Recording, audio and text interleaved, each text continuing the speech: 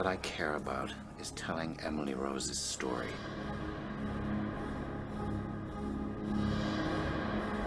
Holy Church venerates thee as her guardian and protector. To thee, the Lord has entrusted the souls of the redeemed to be led into heaven. Pray therefore the God of peace to crush Satan beneath our feet, that we may no longer return man's captivity. Do you understand how long they can put you away for this? I want people to hear what only I can tell. And what is that? What really happened to Emily and why.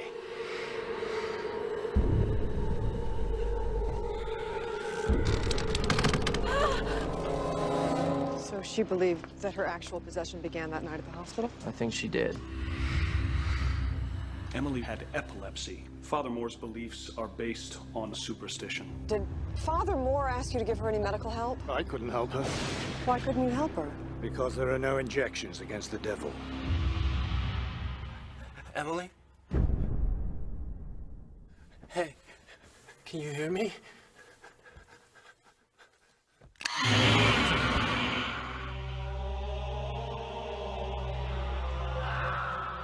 Demons exist whether you believe in them or not. Just be careful, Aaron. There are forces surrounding this trial. Emily, can you hear me?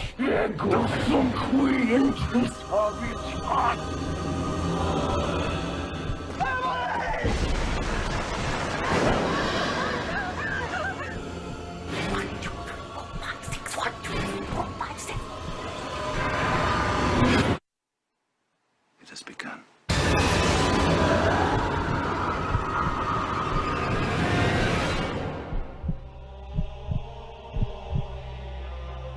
For the glory of God.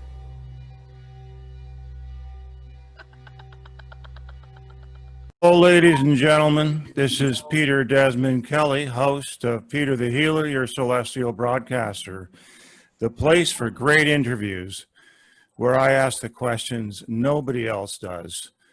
And as you can see from the trailer that I just played of Emily Rose, today's topic is about exorcism.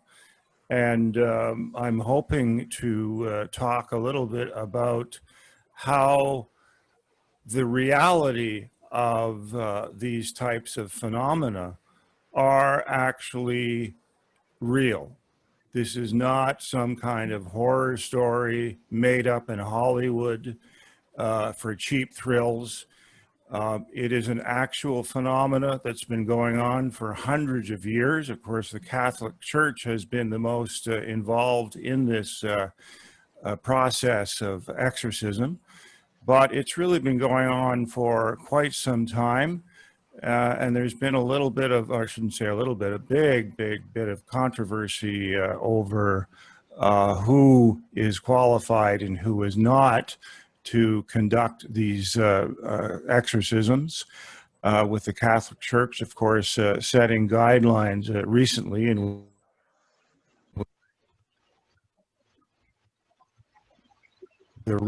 And they're the only ones who can actually give the proper exorcism.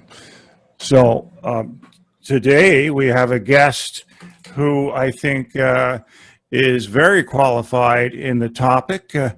His name is Dalton Harrell. He comes from the state of, I believe it's Alabama or Oklahoma. He's going to, Alabama, Florence, Alabama. There we go. He's going to be joining us in a moment because it's important that we get to the bottom of what's really going on with this. It's amazing how much we have so much controversy over a subject on this manner that people seem to be totally unable to look at it in a rational way. So when we come back, we're going to hope to get some kind of rational thinking in this, unraveling what's involved. So we'll be back in a minute.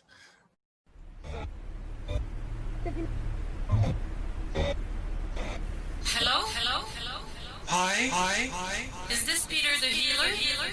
Yes. No, actually, I'm the audio engineer for the show, Peter the Healer, your celestial broadcaster. Where is Peter the Healer? That's a good question. I really don't know. I've been trying for the last 10 minutes trying to reach him, but he's not answering. Have you tried tuning into 528 hertz, the love frequency? No, that's a good idea. I'll give it a try. Let's see what happens. Hey, you know what? I think I'm getting some Radio Noise. Rádio Noise 593. Anybody out there? DJ e produtor brasileiro Rod Novaes.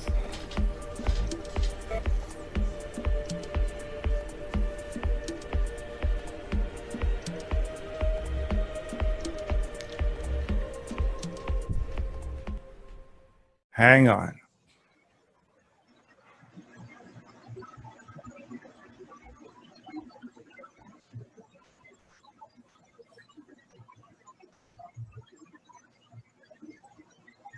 Okay, we're back. This is Peter Desmond Kelly, host of Peter the Healer, your celestial broadcaster, and today's guest is Dalton Harrell. Sorry, he is a lead investigator of exorcism in the state of Alabama. And welcome to the show, Dalton. Thank you, Peter. It's great to be here. Thank you for having me. It's a real honor, actually, to have you here, and thank you for taking the time to be with us. As, of course, the annual feast of Halloween approaches, I wonder if you can tell us whether there are more types of this type of thing going on, like possessions and what have you. Well, so I have my own team as well. I'm actually a member of two different organizations, the Warren Legacy Foundation, the Order of Exorcists, and then I run my own team called Southern Souls Paranormal. And since I've been doing this, I've pretty much picked up a pattern. Usually around Halloween is whenever we get called and contacted the most. So I would assume that, yeah, you know, whenever you're looking at the whole country of America or even other places that celebrate Halloween, you know, you've got people that are going to be doing what they call spooky stuff, using Ouija boards, going into haunted houses. You know, whenever you play with that type of stuff and you really have no experience with it or any prior knowledge, it's a recipe for disaster a lot of times, you know. And if you don't get anything, whether it be, you know, a spirit or potentially even a demon, if you don't make contact with either of those, I would say you're pretty lucky, because not only can a demon hurt you, but a spirit can to some extent as well. And I have experienced that myself. But yeah, as far as, you know, the Halloween season, yeah, I would say that there are more exorcisms being done after that, more reports of that, because people have used Ouija boards and they contact the Ouija board demon. You know, they say they do. So yeah, I would assume that, yeah, more exorcisms are done after Halloween. Okay, and you mentioned that you've had some experience yourself where you had to deal with some sort of a spirit or demon. Yes. Maybe perhaps it would be good to explain to the viewers the difference between a spirit and a demon. So a spirit is a human spirit, we'll say that, is pretty much the energy and spirit of a human body. Whenever I die, my body is no longer useful to me. I will then ascend into a spirit or become a spirit. You know, whether I stay here on earth or I go to heaven is you know, pretty much my choice, you know. Now, as far as going to heaven and hell, that's ultimately the big man upstairs choice. But you do have spirits that are earthbound spirits, so trapped here on earth. That is a big belief.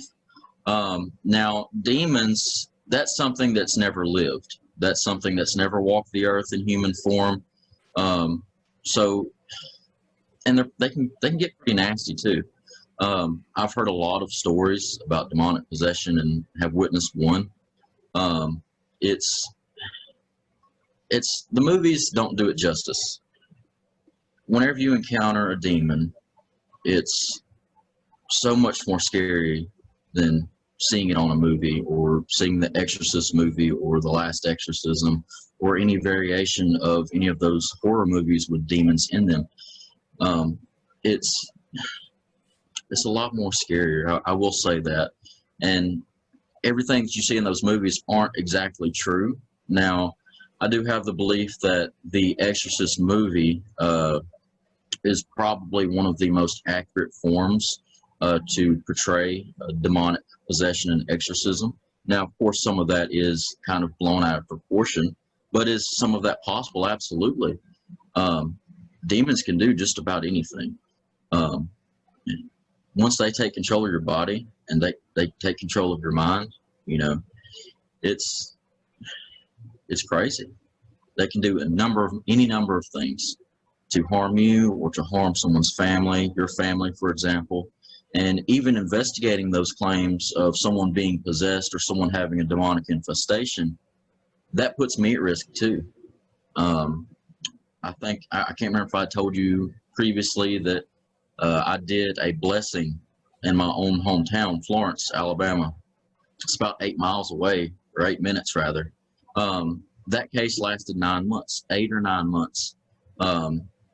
Whenever I was first contacted by these people, I pretty much just brushed it off and was sitting there thinking that, you know, they're seeking attention, which is very common. A lot of people will blow things out of proportion or just completely make up a false story just to grab your attention and hope they're going to be on TV or something like that one day. So that's a big issue. But whenever they contacted me, I kind of brushed it off and was trying to debunk everything that they were telling me. And then pretty much up until the point that I did the first investigation was whenever I'm like, okay, these people were serious. These people have had demonic activity and, you know, it is serious. But even some things that they told me, I couldn't prove. You know, they had told me that one of them had, there was a homeowner and the homeowner's boyfriend. The homeowner claims that she levitated out of her chair and actually tilted over to the side and hit the ground on concrete. That was never proven to have happened. She sent me a picture of a scrape on her elbow and knee, but, you know, who's to say that she didn't fall outside in the driveway, you know? So it's a process with investigating any claim of paranormal activity, especially a demonic claim, because you want to make sure that these people are honest with you. You want to make sure that these people are experiencing demonic activity. And the same goes with exorcism. There's a process to that too, and a lot of times it can take quite a while before you receive your first exorcism.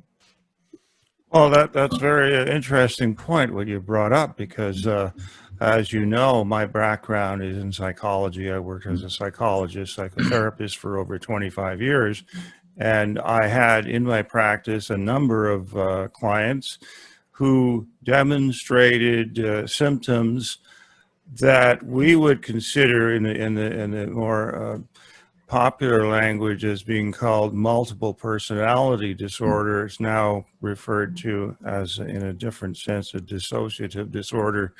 And in my experience, I've come up with a number of clients who seem to manifest a variety of personalities, not only of a human nature, but spiritual. And I had one who had both a positive spirit that was coming out as a sister, and the others were actually coming out as incarnate of devils and satanic. So the question I have for you is, I guess, twofold. One, is it possible that what I was witnessing was a possession, okay, of some sort? And number two, how do you differentiate between someone who might have some kind of psychological disorder versus demonic possession? So to answer your first question, yes, it's very possible that that person could have been possessed. You know, I couldn't really say for sure. With demonic possession, you want to make sure that a person doesn't have a mental disorder. And I'm actually really glad that you brought that up, because there are a number of mental disorders that can cause the appearance of possession. And even forms of autism can, you know, somewhat be linked to possession. Not really linked, but can show the appearance of possession. Erratic behavior is one of those. Any mental disorder that has erratic behavior could be, you know, mistaken for possession. Now, and it goes a lot deeper than, you know, just the mental disorders, but also the medications that a person's taking. Whenever a person's possessed, they'll often say, or they're experiencing demonic activity, whether that be an infestation, oppression, or possession, you know, they will tell you that they see things. And it's almost like they're hallucinating, or could possibly be hallucinating. So here I actually have a list. I'm not going to read them all off. I'm just going to read a few. But these are just about all over-the-counter medications that could cause hallucinations. And amoxicillin, Bactrim, Carbrex, Demalox, Etrifon, Fuxin, Neprodil, Vivactyl, and even Zantac 75, and Vicks Dayquil allergy relief. Those are some pretty common over-the-counter medications. Now, I'm not saying everybody that takes these is going to experience a hallucination.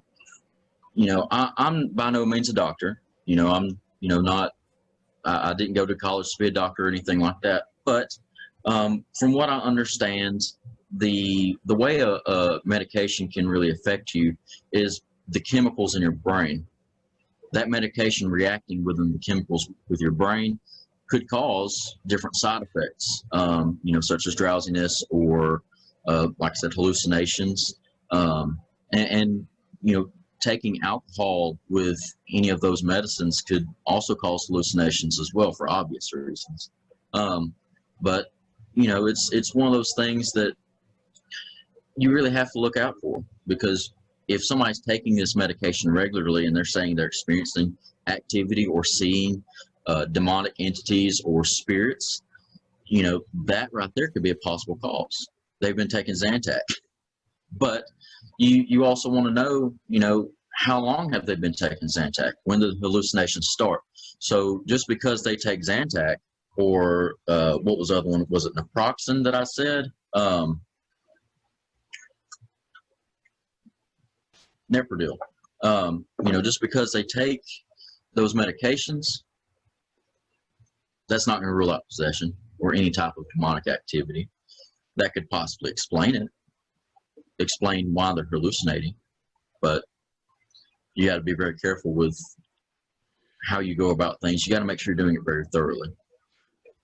Interesting point, Dalton. And I have a query here, and actually a kind of a theory that I've developed that I've read others who spoke about that, especially early in the psychiatric profession, when they weren't so influenced by the pharmaceutical companies to treat every disorder with medication. They were actually interested in the whole process of evaluating spiritual side of things. And in fact, the word psyche, which is a part of the word psychology, is actually the meaning that was meant to be a study of the spirit. Okay, so my theory is that when a person, like you talked about drugs, medication, some of those could possibly explain, but I wonder if they could also open a door to demonic possession. And the other thing I'm going to suggest is that certain types of mental disorder or psychological disorders could open the door.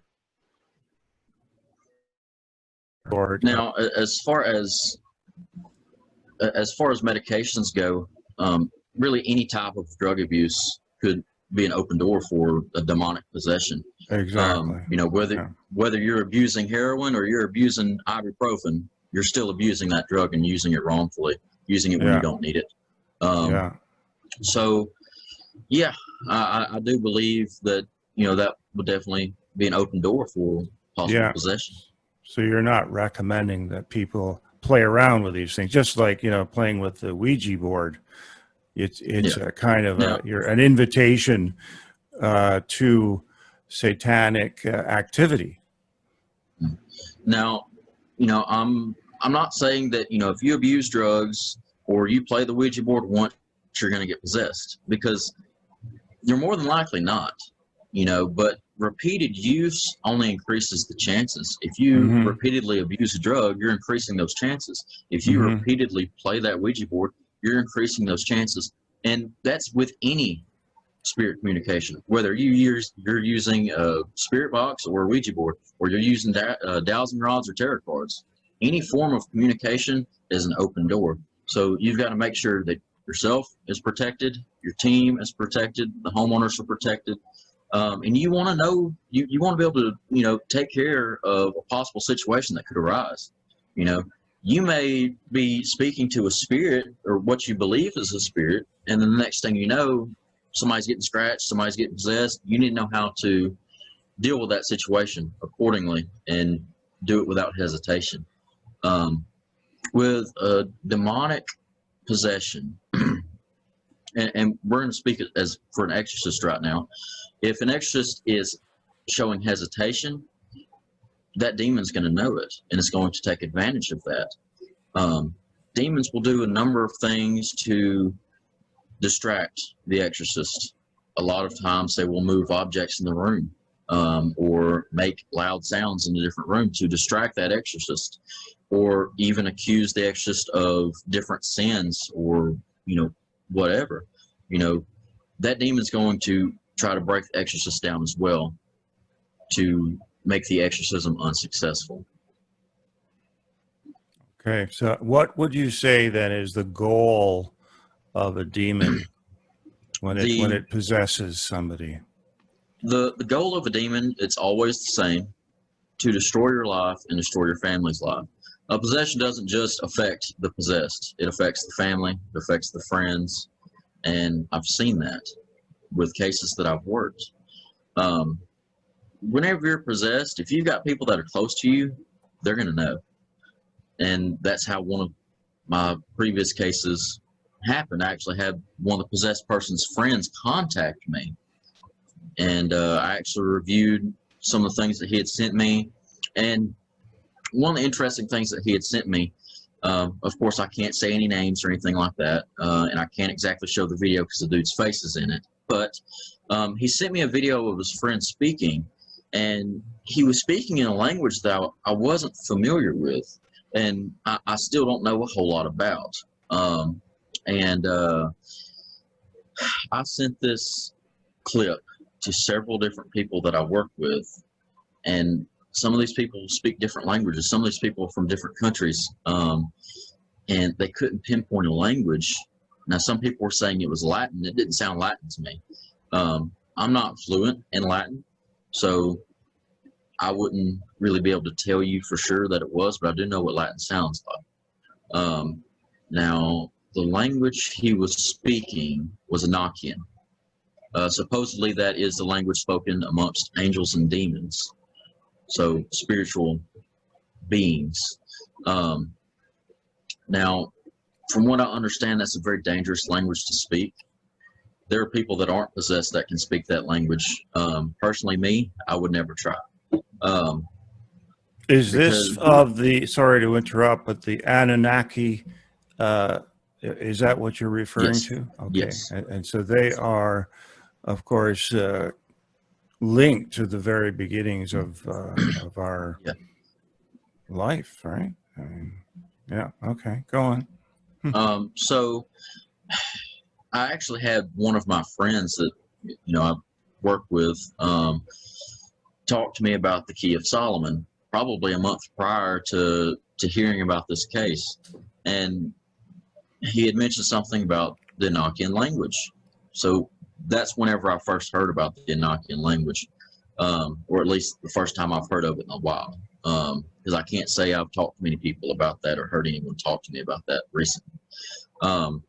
But it was very, very strange and kind of a weird coincidence that was mentioned to me a month prior to being contacted by a possessed person's friend who was believed to be speaking Enochian. Yeah, well, that's one of the telltale signs, isn't it, of somebody who's possessed. What are some of the other traits that you're looking for when you investigate for a genuine possession? I've actually written these down because I figured you were going to ask me about that. But some things that we look for are superhuman strength, convulsions, change in personality, can know the secrets of an individual, knows the future, understanding other languages. Now, let me go back to this. The guy that was possessed, his friend had told me that he had a learning disability. Now, with that being said, the guy said that it was almost impossible for him to speak or to learn a different language. But he spoke, in this video clip that he sent me, the guy spoke this language fluently. There were no stumbling of words. It flowed. And that was very interesting to hear that he does have a learning disability, but yet he's speaking this language so fluently that is not English.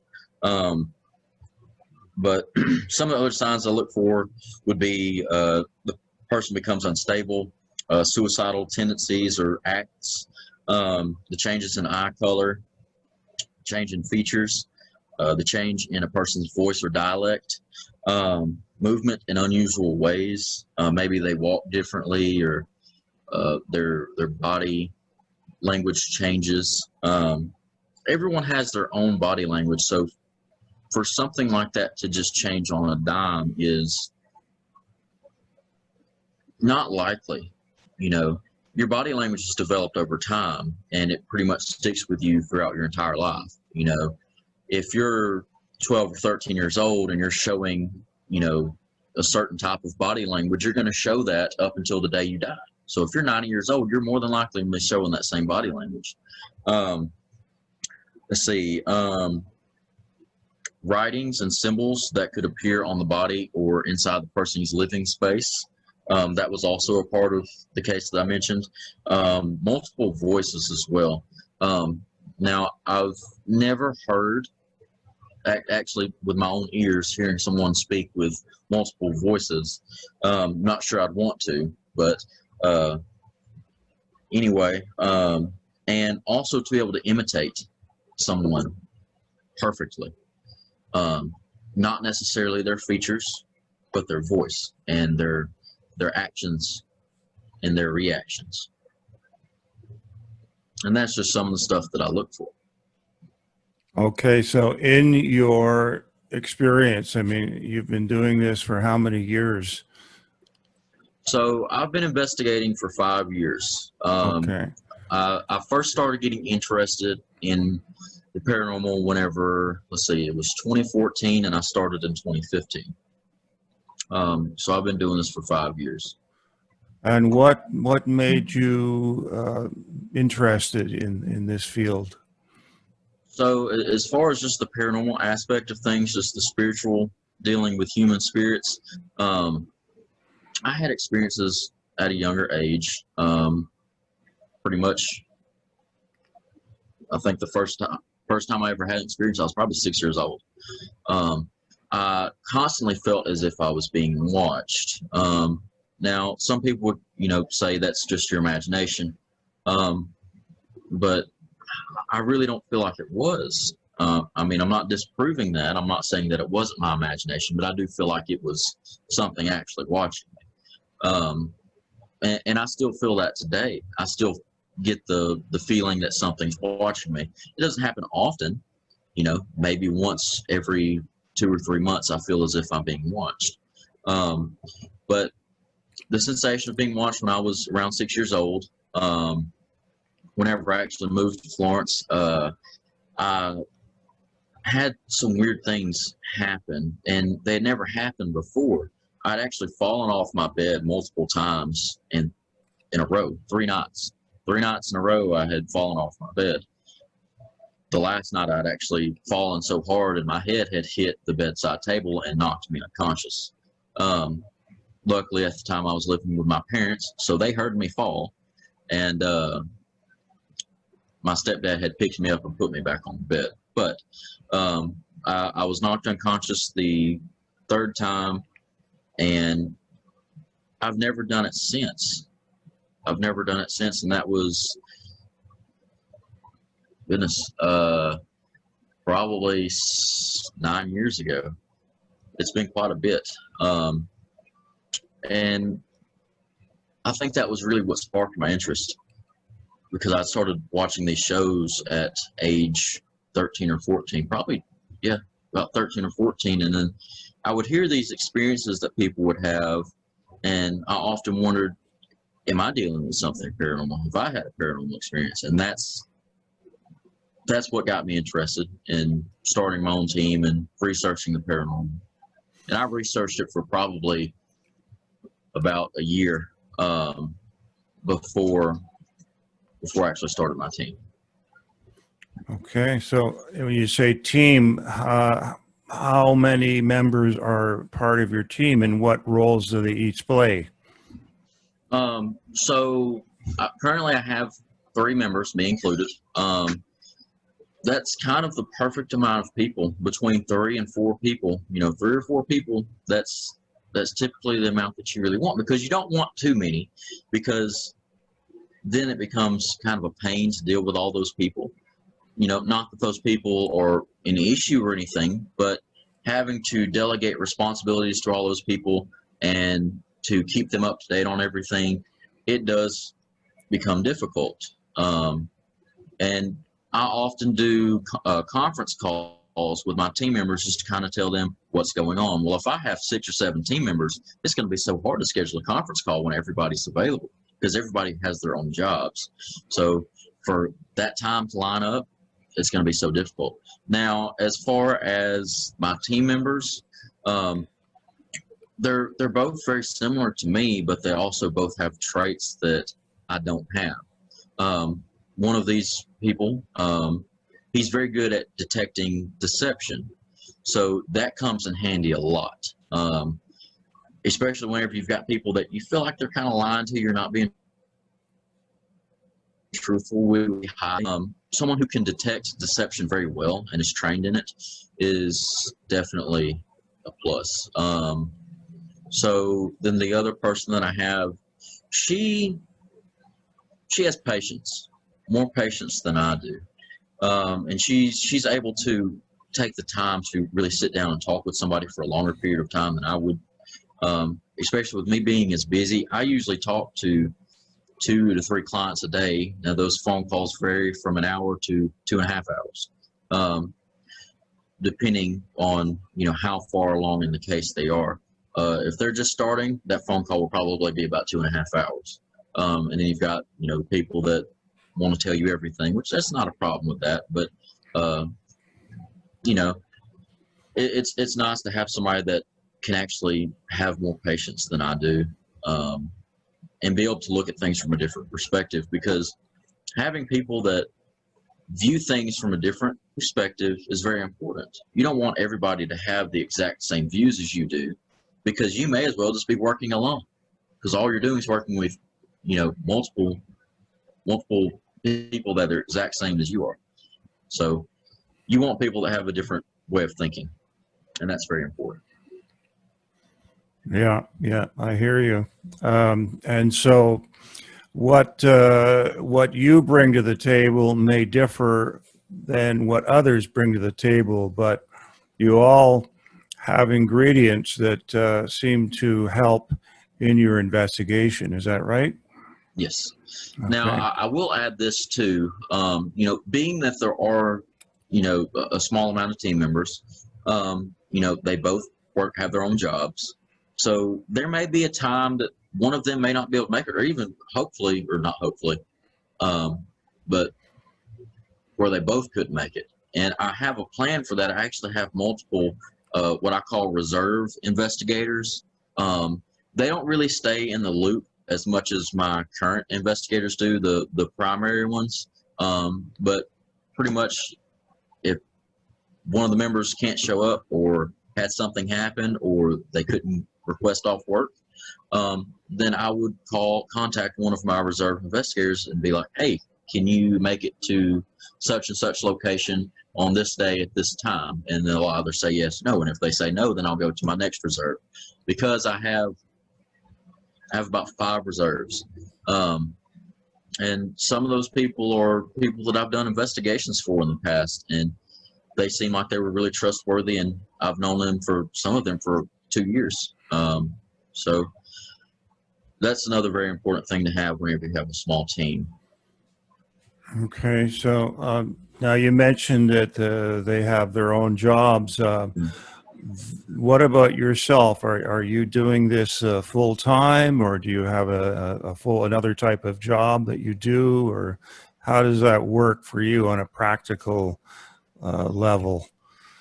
Currently, and in a way, I'm kind of thankful for it, but in a way, I wish it didn't happen. Since the COVID-19 ordeal, I have been out of a job, so that's been a blessing, but also a curse. I'm able to talk to these clients more and be able to further the team and help more people without the restriction of me working 9 to 5 or whatever. So yeah, in a way it's helped. In a way it's allowed me to help more people and be able to be more active. But at the same time, I don't really have the money to do these things as much as I would if I was still working. I still have plenty of money to do investigations and to travel, but I just have to be very smart with, my money financially. So basically you're saying that this is a non-profit organization, and you're not asking for money from people, but you do have, I would expect, I don't know if you accept donations. We do. Okay. Probably back in 2018, I pushed donations pretty good because every team member was really struggling at that time. And those donations don't go to the team, the team as a entity, but to the team members rather. So with that being said, if somebody gives us $100 and there's 4 of us, each one of us is going to get $25. Now, if one of my team members is like, put this towards the team, for equipment or for a travel fund or whatever, I do that as well. So, if say we'll make up a team member's name, we'll say her name's Katie. Okay, well, she doesn't really need the money, she's fine, and she tells me to put this with the travel fund or the equipment fund. Well, then I'll put that there, and then whenever I save up money or whatever, I can use that to purchase equipment or use in travel. If one of my team members really wants to go, but they don't really have the money to travel, I can give them that $25, like, here's your gas, So really, as far as making money off of anything, the only thing I've ever made money off of in the field is selling shirts. Not these specifically, but I've sold shirts in the past. It's kind of a pain, because I'm the only one that really deals with it. I have to get those shirts ordered. I have to write down the sizes and everything. And I'm a perfectionist, so I have to make sure that everything's right. If somebody gets the wrong size shirt, I'm going to feel terrible, because they paid that money. They paid for that shipping or whatever, and they got the wrong size shirt and I can't wear it. But, it was just a big pain. So I really don't do that anymore. I'm probably going to start pushing donations again, which primarily, you know, if I do an investigation with somebody, I'm like, hey, if you want to make a donation, feel free. You know, I really don't accept donations over $100 because to me that's being paid, and I don't want that feeling because I'm here to help people, you know, in a way that no other organization is going to be able to help you. Whenever somebody breaks into your home, you're going to call the cops. Whenever your house is on fire, you're going to call the fire department. Whenever somebody's had a stroke, you're going to call the ambulance. Who are you going to call whenever you have, you know, a ghost in your house? Well, those people get paid. We don't. So it's very important for donations, and charging people is looked down upon heavily in this field. And there are people that do it, and a lot of people don't like them. And a lot of those people that do that are inexperienced. Mm. Okay, and when you you know, mentioned that you have, like, for example, on your Facebook page, I noticed you're selling holy water. Let's first of all ask about why is it holy water? What special ingredient is contained in the bottle of holy water? So we actually have some right here. With holy water, can you show it up a bit more so people? Okay. Yeah. Okay. Basically, to make holy water, the first thing you want to do is exorcise the salt or bless the salt, and then after you bless the salt, then you bless the water, and then you combine the two. You can say a prayer over it as you're combining it. You're told to make a form of the cross thrice, so 3 times. So you drop salt in there in the cross 3 times. And after you've prayed over it and after you've blessed it, you know, it is considered blessed. Now, as far as selling it, I really don't sell it. It's pretty much free of charge. The only thing people are paying for is shipping, because I would be paying about $8.50 per order. Now, some people are like, you know, I just want one, and then they're going to be paying $8.50, and for some reason they're fine with it. I'm like, no, you're getting 4, because you're paying $8.50 for one bottle. That's depending on how much you use it. You know, I think this is like, I don't know, 2 ounces. That's not much. That'll go by quick depending on what you're using it for. So I'll usually, you know, ship 4, you know. Now, there are other things that, you know, I will give people if they give a donation. I don't know if I have them or not. I may. Yeah. So whenever people do a donation, it doesn't really have to be a lot, like $5. They'll actually get a keychain. And this actually will contain holy water inside of it in a little vial. So that's a 1 milliliter vial.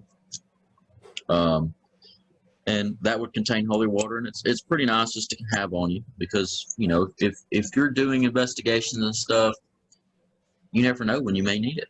You know, you may not want to carry a bunch of bottles around with you. But and then I also give people rosaries and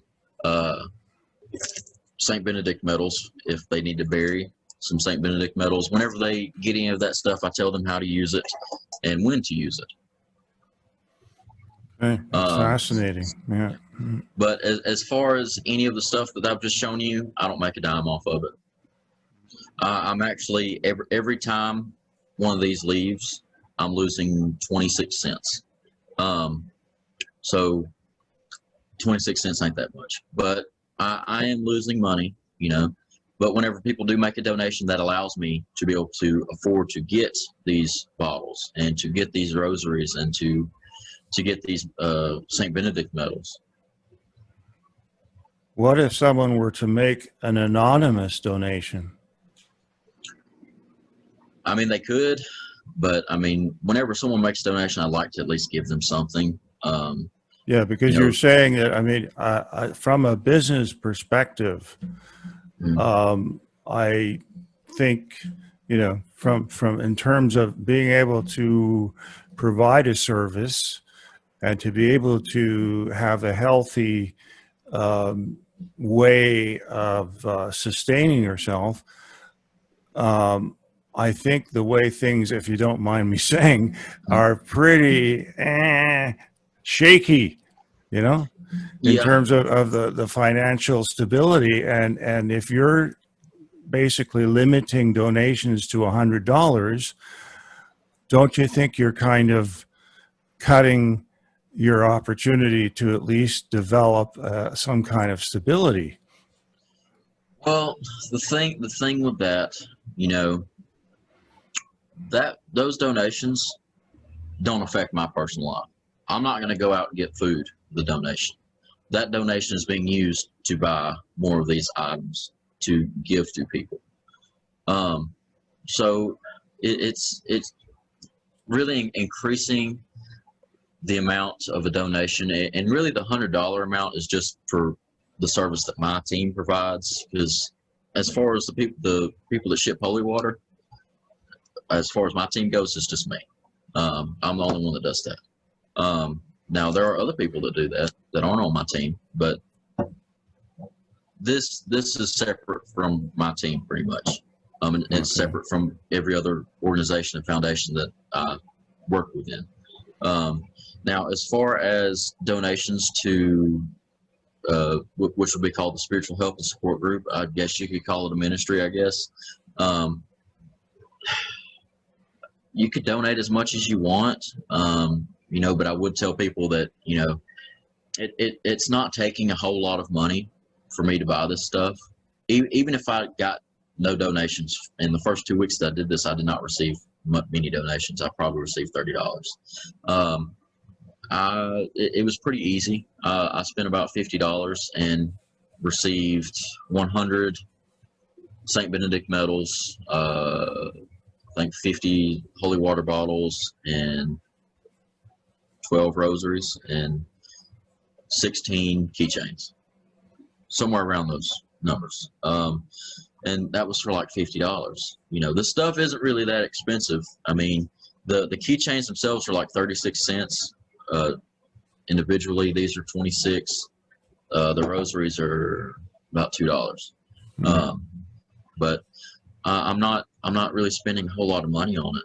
And whenever I look at it, you know, I'm basically giving somebody 26 cents. You know, I'm not losing a lot, is what I'm saying. Now, whenever it comes to the investigations, I lose a lot more. If I have to travel an hour and a half to a location to investigate somewhere where someone has contacted me, then I know that I'm going to end up having to do a 3-hour drive, an hour and a half there, an hour and a half back. So that would be about a tank of gas, nearly. That would be three-quarters of a tank. So with that, then the food, you know, we've got to eat at some point, either going there or coming back, possibly both. You know, that's also another way we're out of money. Yeah. Well, that leads to another question. How far do you go? What's your scope in terms of the parameters at which you know, you would limit how far you would actually go to do an investigation? So for just a regular, you know, I'm hearing voices in my house. Things are moving. You know, I'm not being scratched or hurt or anything like that. I'm not really scared. I just want answers. Okay, an hour and a half. That's the farthest that I will travel. Okay, so I know that an hour and a half there and an hour and a half back, that's 3 hours. So I'm going to be using about three-quarters of a tank of gas.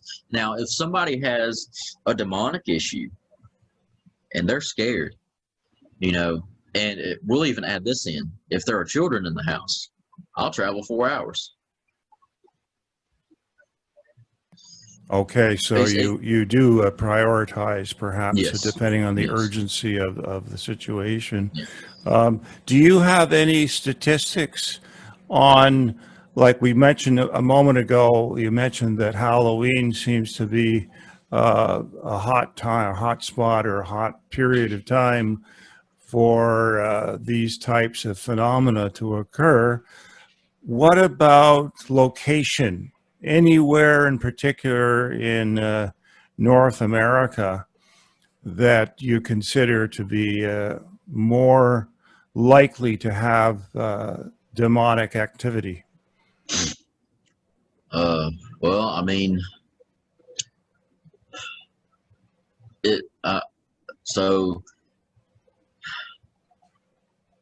if, okay, do me a favor, repeat your question for me again, because I kind of got lost there. Okay, so we had mentioned earlier that Halloween seems to be a hot spot or hot period of time where people are calling about being possessed or having demonic activity.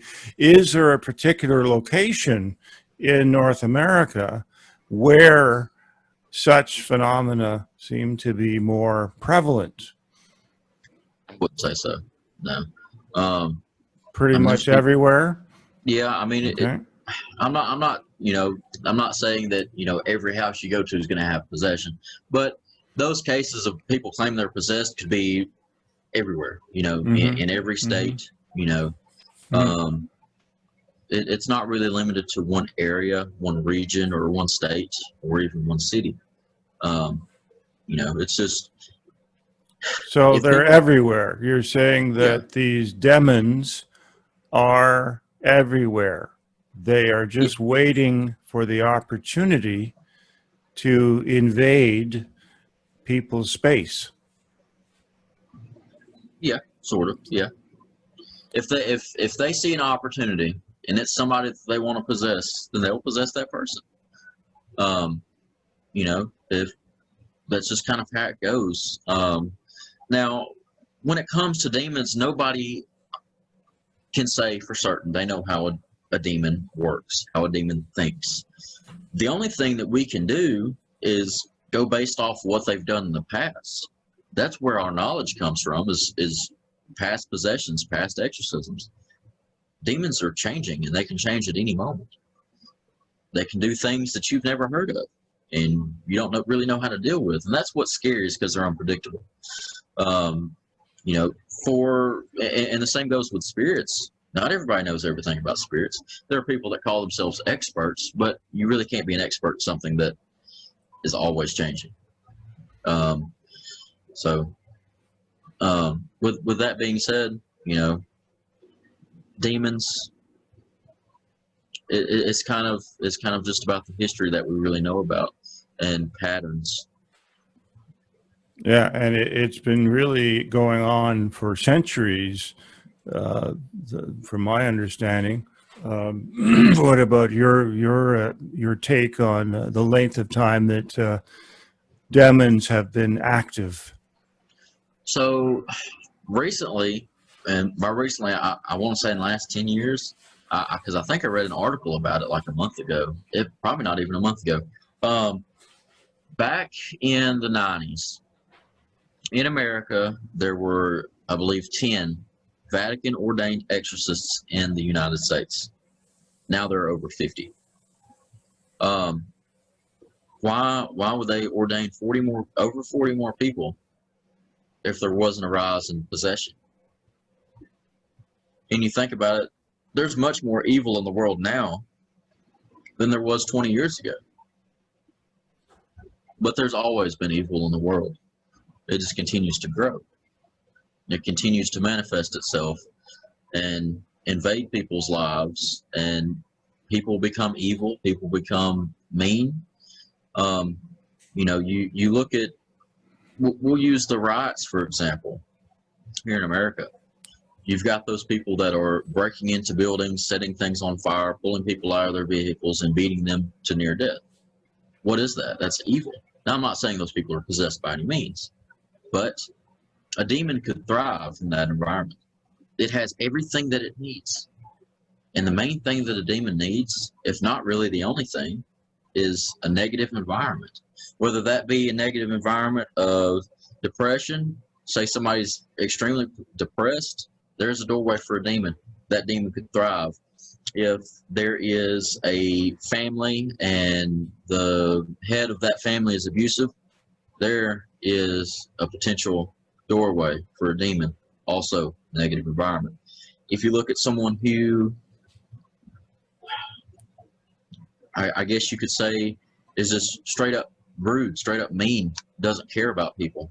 Another doorway, evil. The amount of evil in the world today is more than it's ever been. That's kind of scary because it makes you think how many people are possessed at this moment in time right now. Because I guarantee you there's more people possessed now than there was 10 years ago. And to prove that, why would the Vatican ordain 40 plus more exorcists? And that's just in America. That's not worldwide.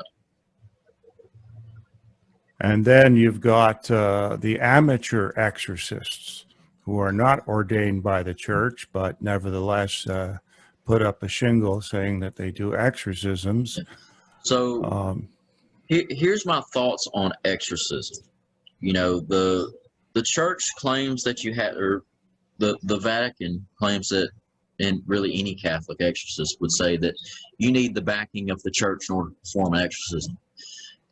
I'm sorry, but I don't really believe a demon's afraid of the church. A demon is afraid of God. A demon's afraid of Jesus. Because you look at these exorcists, you know, say there's an exorcist that is just a terrible person. They put on a show in order to get ordained. You know, they lived a good life for a number of amount of years so they could receive an ordination, and now they're back to where they were, and now they're an exorcist. They drink every day. They do drugs, and yet they're ordained, and they can perform an exorcism. Well, let me ask you this. Is a person that is not ordained, but is a Christian or a Catholic, who doesn't do drugs, doesn't drink, you know, prays every day, does right by God, always does the right thing or tries to better themselves every day, which person is going to be able to do an exorcism? Which one do you think would be able to perform an exorcism and have it be successful? The person who is ordained that is really just a terrible person that put on a show in order to get that ordination, or a person who lives a godly life that's not ordained? There's a clear winner there.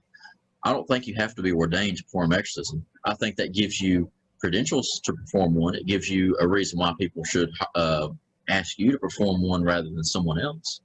But an ordination, all that really is a piece of paper. And, you know, people can argue that with me, but that's my belief. And I don't think you have to be ordained to perform an exorcism.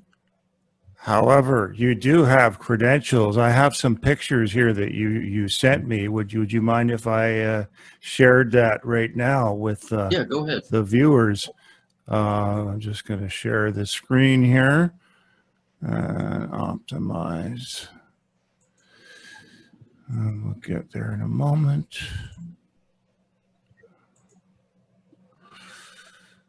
Okay, so the first one up is a picture of you somewhere. Where is it? Hold on. It's coming. All right, I'm going to hide that. Here we are. Dalton Harrell, Lead Paranormal Investigator, Southern Souls Paranormal. And you've got your Gmail address and your phone number. That's good. Are you there? Yeah, I'm here. Okay, so that picture basically is showing your some of the ways that people can get in contact with you. And Yes. I have another picture coming up in a moment.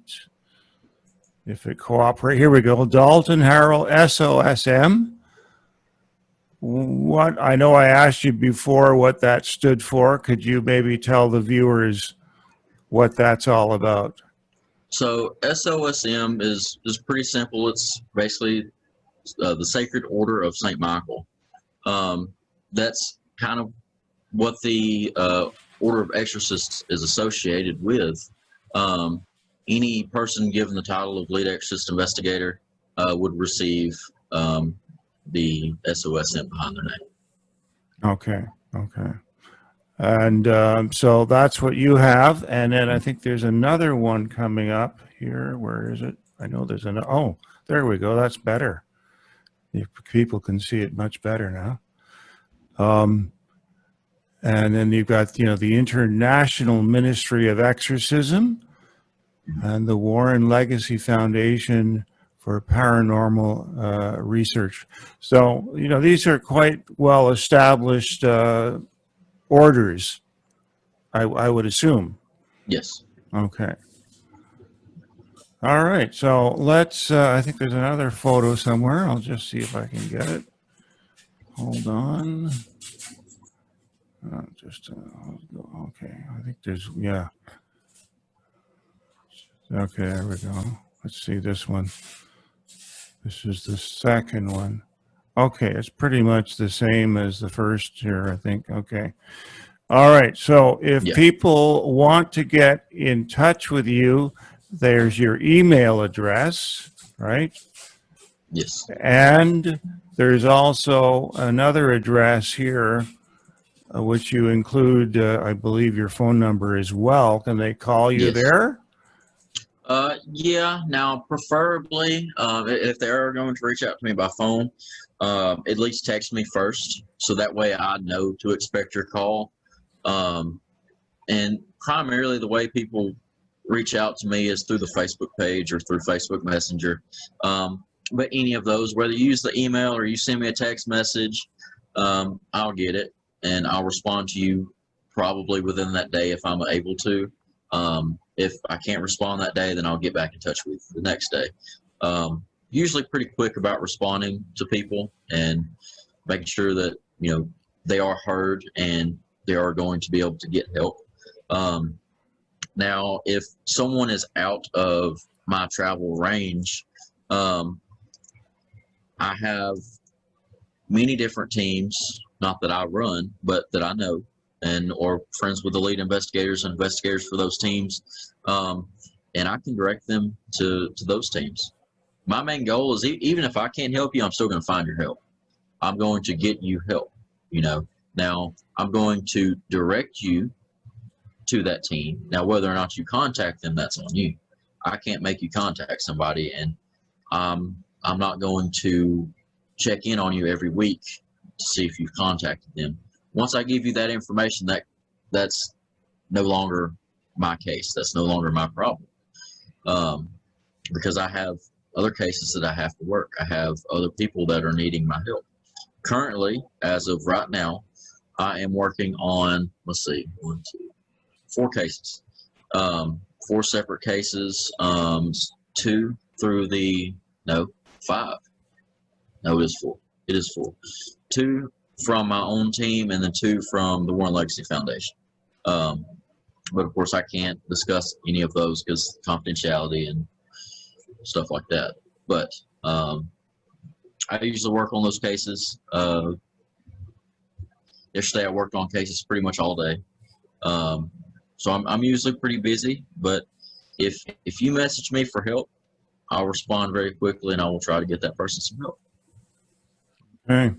Well, I'm going to list the different contact information at the end of this broadcast, as well as at the bottom of the videos that are going to be posted at various social media platforms. And it really sounds to me like a labor of love is what you are dedicating your life to, and my hat comes off to you for having such dedication, and obviously in a very ethical, moralistic manner. I mean, you're basically ensuring that people's security and safety comes first above all else, and that to me is very noble of you, and just shows you the type of character that you are, and I think the viewers will see that from this interview very clearly. And I certainly appreciate your time and all the information that you've given. I mean, you've really, I think,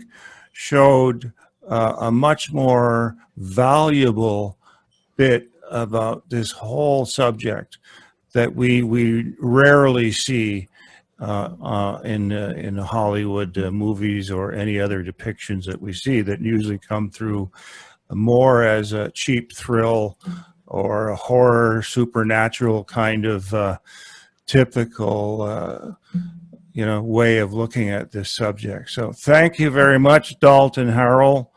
I really appreciate everything that you're doing and continue to do, and God bless you for that.